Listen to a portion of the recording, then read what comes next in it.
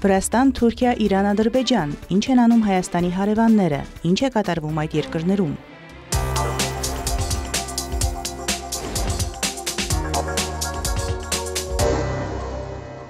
Վրաստանի խորհրդարանն առաջին ընթերցմամբ քվեարկել է միգրացիոն օրենսդրությունը խստացնող փոփոխությունների փաթեթի օգտին։ Օրինագծի նախաձեռնողը Վրաստանի կառավարությունն էր, իսկ հեղինակը ներքին գործերի նախարարությունը։ Նոր փաթեթը նախատեսում է անօրինական ներգաղթյալների արտաքսման ընթացակարգի պարզեցում եւ երկրում գտնվելու կանոնները խախտելու համար տուգանքների ավելացում։ Փոփոխությունների համաձայն քրեական եւ վարչական օրենսգրքերում ավելացվում է պատժի նոր տեսակ՝ օտարերկրացու արտաքսումը երկրից եւ որոշակի ժամկետով Վրաստան մուտք գործելու արգելքը։ Վրաստանում գտնվելու կանոնները խախտելու համար տուգանքները եւս կբարձրանան։ Բացի այդ, նախատեսվում է չդադարեցնել օտարերկրացու արտաքսման գործընթացը, եթե բնակության թույլտվություն տրամադրելու կամ վիզայի ժամկետը երկարաձգելու վերաբերյալ գործերը դատարանում են։ Վրաստանի ներքին գործերի նախարարությունը մտադիր է նաեւ պայքարել այն դեպքերի դեմ, երբ օտարերկրացիները Վրաստանում ապաստան ստանալու իրենց իրավունքն օգտագործում են շահադիտական նպատակներով։ Այն օտարերկրացիների համար, որոնք ապաստան են խնդրել երկրում գտնվելու առաջին ամսից ոչ շուտ, կներդրվի դիմումի քննարկման արագացված ընթացակարգ։ Ընդհանուր առմամբ նման հարցումների քննարկման ժամկետները զգալիորեն կկրճատվեն։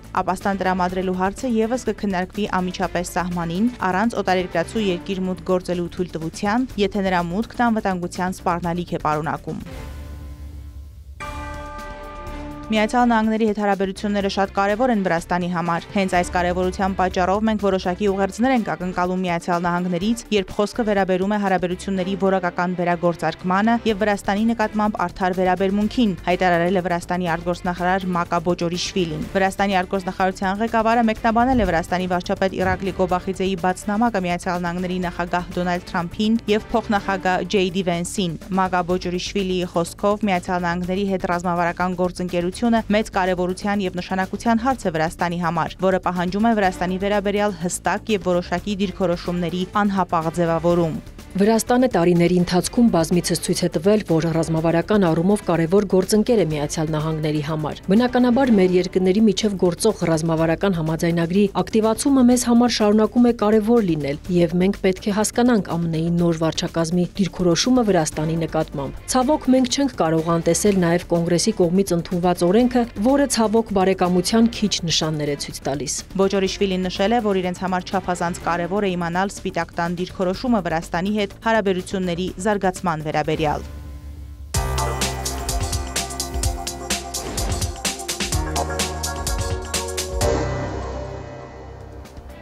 Թուրքիայի նախագահ Ռեջեփ Թայիփ Էրդողանն Անկարայում նախագահական համալիրում հանդիպել է ՆԱՏՕ-ի գլխավոր քարտուղար Մարկ Ռյուտեի հետ։ Քննարկվել են Թուրքիայի եւ Հյուսիսատլանտյան դաշինքի հարաբերությունները, Ռուսաստանի եւ Ուկրաինայի հակամարտությունը, տարածաշրջանային եւ միջազգային խնդիրներ։ Զրույցի ընթացքում Էրդողանը շեշտել է, որ Անկարան կրկին կստանձնի Կոսովոյում ՆԱՏՕ-ի ուժերի հրամանատարությունը։ Թուրքիայի ղեկավարն ընդգծել է, որ Անկարան իր դաշնակիցներից համագործակցություն է ակնկալում ահաբեկչության դեմ պայքարում։ Նա վստահեցրել է, որ Թուրքիան շարունակելու է գործադրել անհրաժեշտ ջանքերը ՆԱՏՕ-ի հզորությունը պահպանելու համար։ Թուրքական կողմից հանդիպմանը ներկա են եղել արտաքին գործերի նախարար Հաքան Ֆիդանը եւ նախագահի արտաքին քաղաքականության եւ անվտանգության հարցերի գլխավոր խորհրդական Ակիֆ Քլչը։ Էրդողանը Ռյուտեի հետ բանակցությունների ժամանակ ասել է, որ Թուրքիան ակտիվացրել է ջանքերը վերջ դնելու ռուս-ուկրաինական հակամարտությունը, սակայն նա պնդել է, որ Հյուսիսատլանտյան դաշինքը չպետք է լինի հակամարտության կողմ։ Ռուտեն Էրդողանի հետ բանակցություններից հետո X-ի իր էջում Անկարային հավատարիմ եւ գործունակ դաշնակից է անվանել։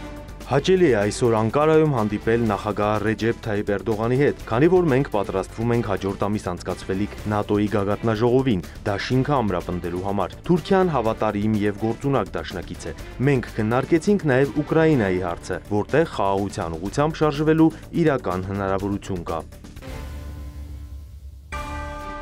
Սաուդյան Արաբիայում ելույթի ժամանակ Միացյալ Նահանգների նախագահ Դոնալդ Թրամփը հայտարարել է, որ Միացյալ Նահանգների պետքարտուղար Մարկո Ռուբիոն 5 շաբթի կմեկնի Թուրքիա, մասնակցելու Ռուսաստանի եւ Ուկրաինայի միջև բանակցություններին։ Ավելի վաղ Միացյալ Նահանգների նախագահը չէր բացառել բանակցություններին իր անձնական ներկայության հնարավորությունը։ Սպիտակ տան բարձրաստիճան պաշտոնյան հաստատել է, որ Ռուբիոից բացի Ստամբուլում անցկացվելիք բանակցություններին ներկա կլինեն նաեւ Միացյալ Նահանգների հատուկ բանագնացներ Սթիվ Ուիթքոֆը եւ Քիթ Քելոգը։ Ուկրաինայի նախագահ Վլադիմիր Զելենսկին ավելի վաղ հայտարարել հայտարարել էր, որ պատրաստ է մայիսի 15-ին Անկարայում հանդիպել Ռուսաստանի նախագահ Վլադիմիր Պուտինի հետ։ Ռուսաստանի նախագահի խոսնակ Դմիտրի Պեսկովն էլ իր հերթին հայտարարել է, որ ռուսական պատվիրակությունը 5 շաբթի կլինի Ստամբուլում եւ այնտեղ կսպասի ուկրաինական կողմին։ Նա նաեւ հստակեցրել է, որ ռուսական պատվիրակության կազմը կբացահայտվի այն ժամանակ, երբ կլինեն նախագահ Վլադիմիր Պուտինի համապատասխան հանձնարարականները։ Ավելի վաղ Ուկրաինայի նախագահ Վոլոդիմիր Զելենսկին հաստատել է, որ մայիսի 15-ին հանդիպում կունենա Թուրքիայի նախագահ Ռեջեփ Թայիփ Էրդողանի հետ։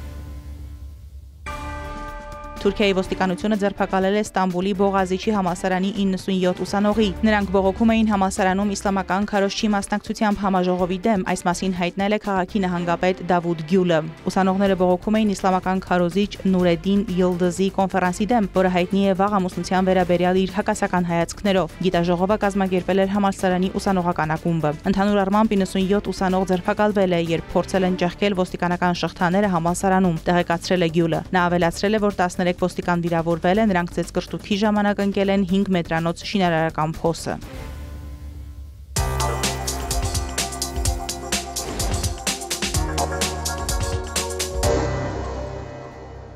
Իրանն առաջ է քաշել Մերձավոր Արևելքի երկրների, մասնավորապես Իրանի, Սաուդյան Արաբիայի եւ Արաբական Միացյալ Էմիրությունների մասնակցությամբ կոնսորցիում ստեղծելու գաղափարը ուրան հարստացնելու համար։ Թեհրանի նպատակն է հաղթահարել Միացյալ Նահանգների առարկություններն իր շարունակական հարստացման ծրագրի հետ կապված։ Թեհրանն առաջարկը դիտարկում է որպես զիջում, քանի որ դա հարևան պետություններին հասանելի կդարձնի իրանական տեխնոլոգիաները։ Առայժմ հայտնի չէ, արդյոք Իրանի արտգործնախարար Աբբաս Արաղչին այս առաջարկը ներկայացրել է Օմանում Միացյալ Նահանգների հետ կայացած բանակցության ժամանակ թե ոչ, սակայն հայտնի է, որ այս առաջարկը շրջանառվում է Թեհրանում։ Օմանում բանակցություններից հետո Արաղչին մեկնել է Դուբայ, որտեղ զրուցել է Արաբական Միացյալ Էմիրությունների արտաքին գործերի նախարար Շեյխ Աբդուլլահ բին Զայեդ Ալ Նահյանի հետ։ Կոնսորցիումը կհիմնվի իրանական օբյեկտների վրա, հարստացման մակարդակը վերադարձնելով 3.67% մակարդակի, որը սահմանված էր Թեհրանի եւ 6 համաշխարհային տերությունների միջև 2015 թվականի միջուկային համաձայնագրում, որը Դոնալդ Թրամփը միակողմանիորեն խզեց 2018 թվականին։ Կոնսորցիումի շրջանակում Սաուդյան Արաբիան եւ Արաբական Միացյալ Էմիրությունները կլինեն բաժնետերեր եւ կհամաֆինանսավորեն այն։ Պարսից ծոցի երկրների ներգրավվածությունը կարող է դիտվել որպես լրացուցիչ երաշխիք, որ Իրանի միջուկային ծրագիրը բացառապես քաղաքացիական նպատակներ ունի։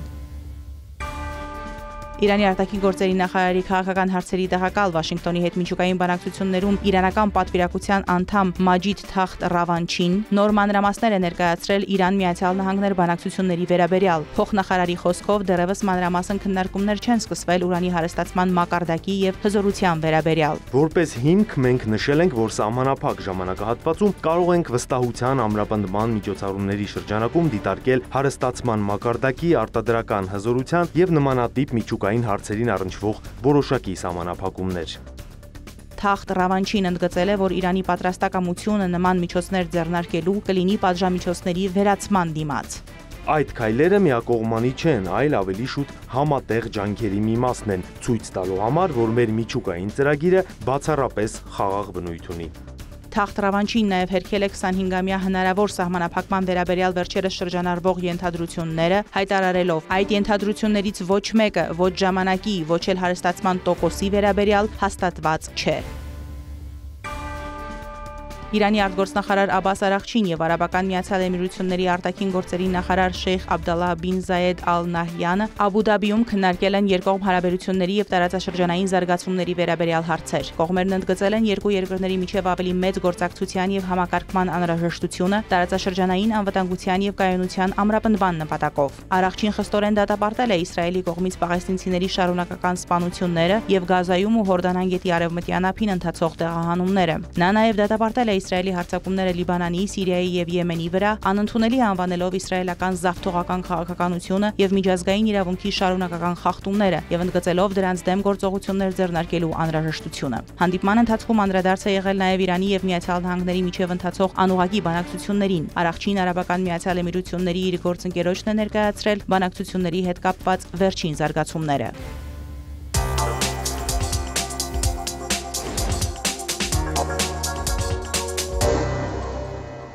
Ադրբեջանում Իրանի դեսպանի ընտրության գործընթացը մոտենում է եզրափակիչ փուլին, այս մասին լրագրողներին հայտնել է Իրանի արտգործնախարարության մամուլի խոսնակ Էսմայիլ Բաղաեին։ Նրա խոսքով դեսպանի նշանակման հետ կապված ձեռնարկվել են բոլոր անհրաժեշտ քայլերը։ Բաղաեին նաև ընդգծել է, որ Իրանի եւ Ադրբեջանի միջև հարաբերությունները միշտ եղել են բարեկամական եւ դիվանագիտական նորմերի շրջանակում։ 2025 թվականի հունվար-ապրիլին Ադրբեջանում արդյունահանվել է 9.1 միլիոն տոննա նավթ եւ կոնդենսատ։ Անցած տարվա նույն ժամանակահատվածի ցուցանիշը եղել է 9.6 միլիոն տոննա, հայտնել են երկրի էներգետիկայի նախարարությունից։ Նշված ծավալից 5.3 միլիոն տոննա նավթ է արդյունահանվել Ազերի Չիրակ Գյունեշլի հանքավայրերի բլոկից, 2.3 միլիոն տոննա նավթ է արդյունահանել Սոքարը, 1.3 միլիոն տոննա Շահ Դենիզի կոնդենսատից, իսկ 0.2 միլիոն տոննա Կասպից ծովի Աբշերոն հանքավայրի կոնդենսատից։ Արդյունահանված նավթից արտահանվել է 7.8 միլիոն տոննա ներառյալ կոնդենսատը, որից 6.6 միլիոն տոննան բաժին է ընկել կոնսորցիումին, 1 միլիոն տոննան Սոքարին, իսկ արդյունահանման ծավալում 0.2 միլիոն տոննան եղել է Աբշերոնից ստացված կոնդենսատը։ 2025 թվականի առաջին 4 ամիսներին Ադրբեջանում արդյունահանվել է 16.7 միլիարդ խորանարդ մետր գազ, արտահանվել է 8 միլիարդ խորանարդ մետր 2024 թվականի նույն ժամանակահատվածի 8.5 միլիարդ խորանարդ մետրի համեմատ։ Եվրոպա է արտահանվել 4 միլիարդ խորանարդ մետր գազ 2024 թվականի հունվար-ապրիլ ամիսների 4.2 միլիարդ խորանարդ մետրի համեմատ։ Թուրքիան ստացել է 3.1 միլիարդ խորանարդ մետր 2024 թվականի հունվար-ապրիլ ամիսների 3.2 միլիարդ խորանարդ մետրի համեմատ։ Իսկ Վրաստանը ներմուծել է 0.9 միլիարդ խորանարդ մետր ադրբեջանական գազ 2024 թվականի հունվար-ապրիլ ամիսների 1.1 միլիարդ խորանարդ մետրի դիմաց։ Ադրբեջանի Գյանջա քաղաքը պատուհասած ուժեղ քամիներն ու հորդարատ անձրևները լուրջ հետևանքներ են ունեցել։ Փոթորիկը տապալել է խոշոր ծառեր, խոչընդոտներ ստեղծելով տրանսպորտային միջոցների երթևեկության համար։ Գիշերվա ընթացքում տեղացած ուժեղ անձրևներից առաջացած անձրևաջրերը հեղեղել են քաղաքի մի շարք թաղամասերի տներ։ Անբարենպաստ եղանակային պայմաններն այժմ պահպանվում են երկրի արևմտյան շրջաններում։ Մարոթ Հարվերդյան, հարևաններ։